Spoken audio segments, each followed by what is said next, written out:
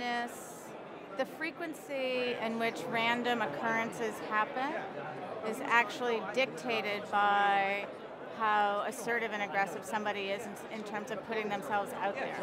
So I, like Jim, have a passion around learning. I've opted for a very non-traditional career path, and I've been relatively successful. Sometimes I say lucky, but in fact the truth is I've worked really hard to be out there orbiting in the world so that the random serendipitous occurrences can happen.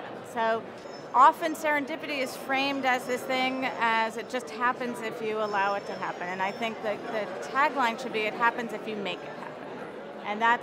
And that is what I think a lot of the new social media helps us do. So for example, I get connected every day with people who I could say that was serendipitous or random, that I bumped into Jim or that I got connected to somebody that I had read an article about. But the fact is we're all circling around, and this goes to Jim's point about passion, we're all circling around a theme or an interest or a topic or that we care about. Historically we've all been distributed, currently we're all distributed, but the difference is we now have social media to connect us. And so that's where social networking becomes powerful.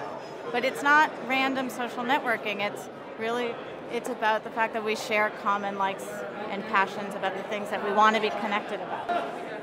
Random connections can only be created if there is an infrastructure that facilitates random connections. So this is what I'm doing in my organization, is developing the platform, the curriculum, the experiences that are engaging in ways that people will be enabled to work on something they're passionate about and then have these random connections happening around their ideas and the simulations and games that they're trying to create. So everybody needs to have a purpose and passion, and then random connections are happening around that.